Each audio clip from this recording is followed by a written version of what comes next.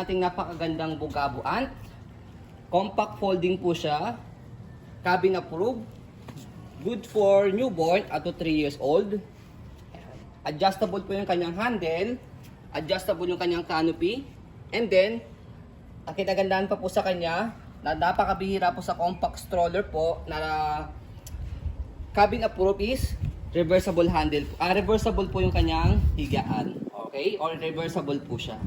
Okay? So, ang kinagandaan pa po sa kanya, kapag naka-fold siya is luggage type po siya. Tutulak nyo lang po siya, hindi na kailangang buhatin. Okay? So, ito po yung details po niya one by one.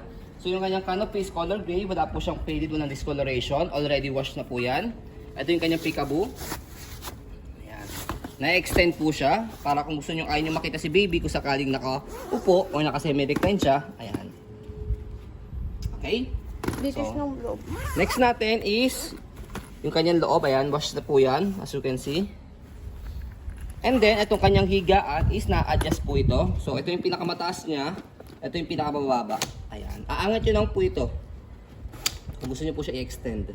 Okay? So, next natin, kapag naka-forward facing po siya, nakaharap po sa tao,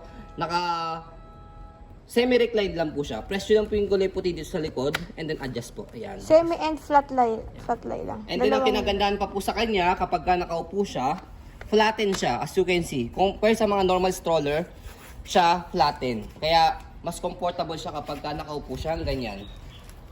So, next natin, yung kanyang harness pad, kompleto po yan. Okay? Belt lock, 5 harness, wala po yung putol. Ayan.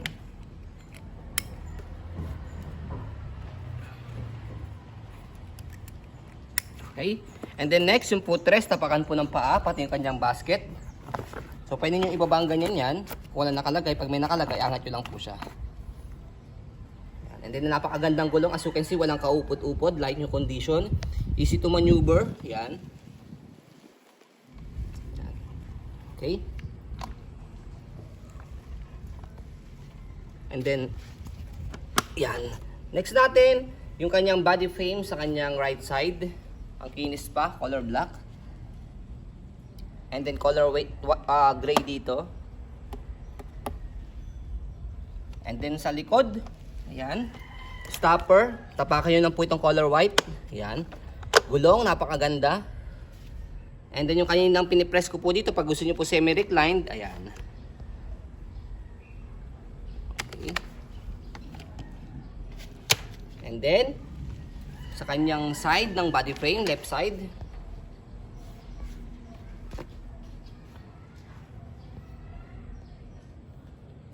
Ayan. And then next natin sa kanyang handle. Okay. So sinamahan na po namin ng one piece bag hook. Na-adjust po siya. Pag in-adjust siya, press nyo na po itong color white. Ito po yung pinakamababa niya.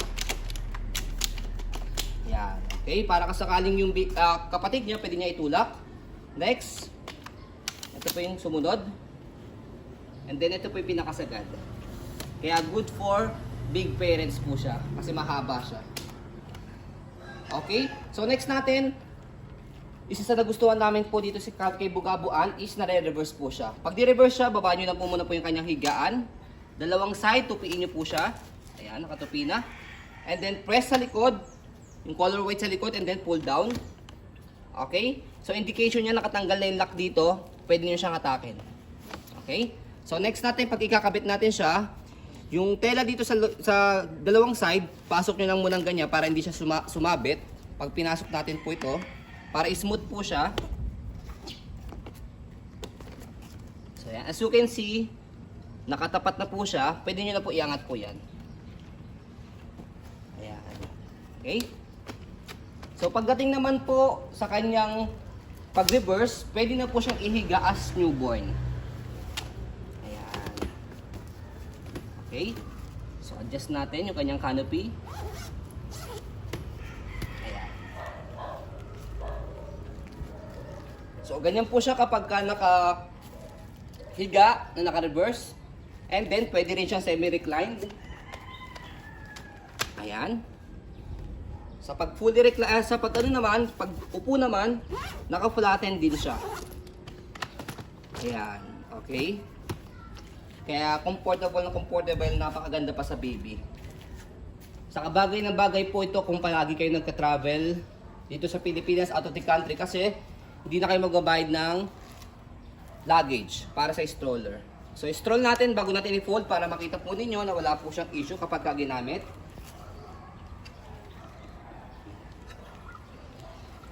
Okay, so next natin sa pag-fold sa kanya.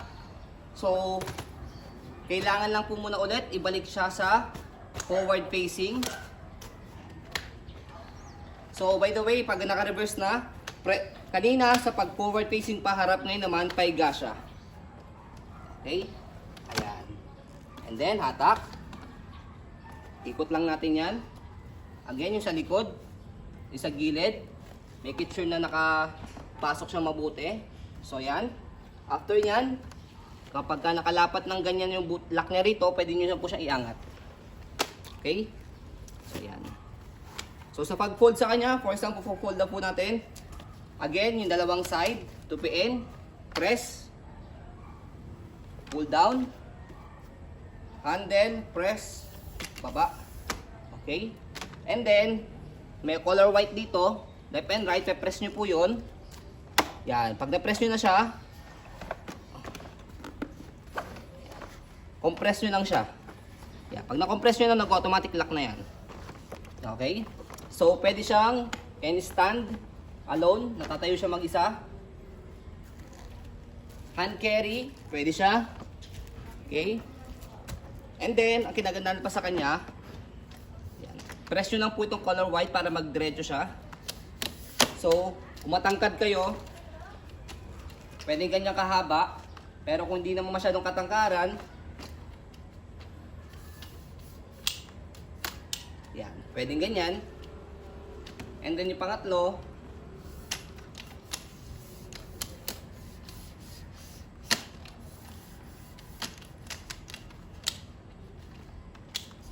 yan, ito. Okay? So, para maidubog ulit to, press nyo lang po siya, yung color white dito. And then pull down. Okay? So, pagdating naman po sa pag-open, hindi natin naituro kanina. So, press lang po ito, yung handle muna, angat lang muna yan. Press, ay ito, press yung color white, pag ganon. Yan, okay? So, pag na-press nyo na po siya, pwede nyo siyang ibuka. And then, pag nabuka nyo na po siya, so, as you can see, nabibend pa po siya. Okay, nabibend pa. Ayan. So, pull down nyo lang po siya. May tutunog sa kanya, indication na nakalock na siya. Yun. Okay? So, ayan, hindi na siya nagbe-bend. So, yun. And then, saka natin i-open to. Okay? So, pwede na siyang gamitin. Ayan. So, ayan po, as you can see, very details po kami sa aming pong video kasi ang aming siya policy, no refund, no exchange, what you see is what you get. So, yun po, maraming salamat. Have a nice day and God bless po.